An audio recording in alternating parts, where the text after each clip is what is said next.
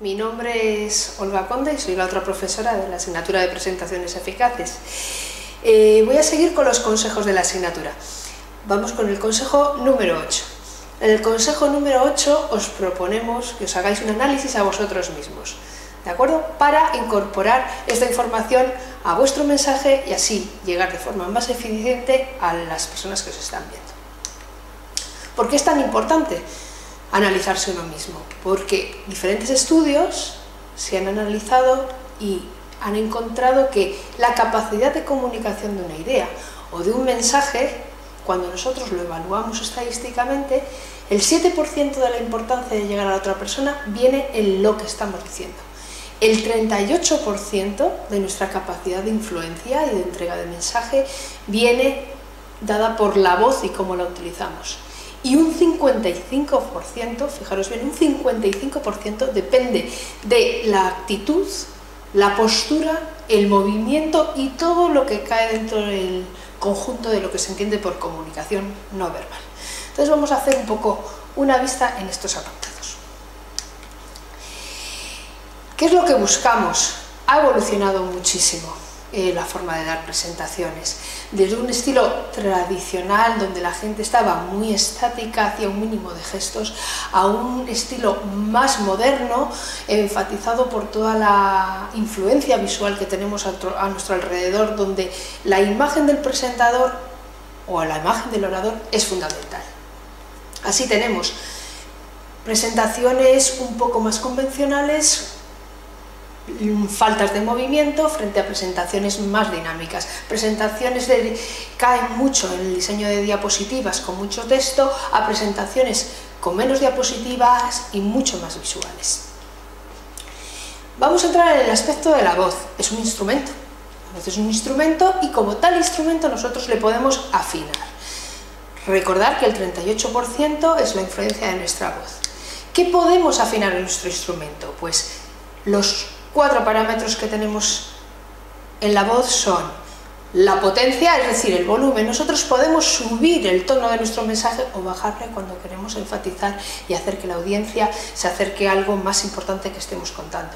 Podemos jugar con el tono, con la entonación, imitando diferentes voces en caso de que estemos contando una historia. O podemos jugar con el ritmo, podemos acelerar nuestro discurso en descripciones que sean un poco menos importantes y ralentizarlo en aquellos puntos que queramos enfatizar. Se estima que una velocidad adecuada es de unas 120 palabras por minuto. ¿Cómo lo podéis probar? Podéis generaros un texto, podéis contar el número de palabras y grabaros leyendo ese texto. Así vosotros podréis saber cuál es la velocidad más adecuada para la audiencia. El último parámetro importante son las pausas.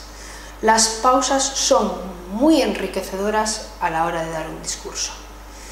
Tienen una importancia fundamental a la hora de incitar a la reflexión, a la hora de enfatizar algún aspecto y es la mejor estrategia cuando queremos sustituir las típicas muletillas que tenemos incorporadas en nuestro discurso como el vale, como, que generalmente lo que vienen a introducir es mucho ruido a la hora de dar nuestra información.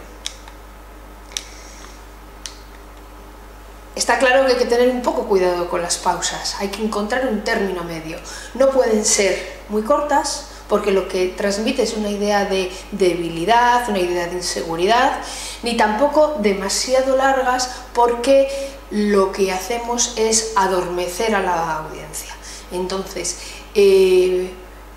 os animamos a que veáis presentaciones y valoréis la importancia de aquellas personas que utilizan bien las pausas y no tengáis miedo. Eso sí, prepararos para entrenarlos. Un 55% hemos dicho que viene de nuestra capacidad gestual, de nuestro lenguaje no verbal. Si os fijáis, es una importancia muy grande la que tiene este tipo de lenguaje y además está gobernada por un comportamiento muy instintivo nuestro, que a veces es difícil de controlar. Dentro de este bagaje, ¿qué tenemos? Tenemos la mirada. Para contactar con la audiencia es fundamental tener un contacto visual con la misma. Y esto no solo a la hora de dar la presentación, sino conforme nos vamos aproximando a la zona donde tenemos que hablar. El conocer a nuestra audiencia nos va a relajar y nos va a mitigar esos nervios de estar en un ambiente totalmente desconocido. Es fundamental mantener siempre esta imagen, esta mirada. ¿Cómo lo podemos hacer si la audiencia es muy amplia? Pues podemos tener una técnica de barrido, ¿de acuerdo? Los diferentes autores recomiendan que se haga un barrido de adelante a atrás al auditorio y de un lado al otro. Algo así como intentar recorrer el auditorio formando una M o una W. Así dedicaremos a cada una de nuestras personas que tenemos enfrente, que son importantes todas ellas para nosotros, la atención adecuada para que ellos les llegue nuestro mensaje. Otro aspecto del lenguaje no verbal es la postura, ¿de acuerdo? Es muy diferente si vosotros tenéis que presentar de pies, o si tenéis que presentar sentados, o tenéis que presentar en un atril. Lo más dinámico es presentar de pies. Te supone cierto miedo porque tienes lejos tus notas y tienes que tener un control del movimiento adecuado. Las posturas típicas para presentar de pies son tener una posición relajada con las manos a lo largo del cuerpo, o bien con una actitud abierta, abriendo los brazos, separándoles del cuerpo. Es típico que por condiciones de nervios que tenemos en ese momento recurramos a la típica postura del Tyrannosaurus Rex, es decir, con los codos pegados a los lados y con las manos muy cerca de la caja torácica. Esto que nos incita a empezar a jugar con las manos y utilizar estos elementos como elementos de distracción de nuestro discurso. En esta imagen podemos ver otras posturas que no son nada aconsejables. Tenemos por un lado la del Tyrannosaurus Rex, una imagen también que no es deseable es tener las manos por delante porque transmiten cierta retención, las manos detrás porque indicarían que estamos ocultando algo, manos en las caderas que transmiten un sentimiento desafiante, brazos cruzados o las manos en los bolsillos. Y el último aspecto que tenéis que cuidar son los gestos. Hemos pasado de un estilo donde los gestos en la Edad Media significaban un descontrol a la persona a tener que utilizar gestos para enfatizar nuestros mensajes. Hay que tener mucho cuidado con los gestos y con nuestro movimiento, porque a veces podemos caer en patrones de movimiento que pueden ser muy predecibles. Por el hecho de no estar quietos, introducimos movimientos como un balanceo, que si es continuado a lo largo del tiempo lo que es un distractor. Son recomendables gestos como el típico de la garra. Fijaros bien, es el que hace, por ejemplo, los periodistas del tiempo, que señalan hacia un lado, de acuerdo, con mano completa.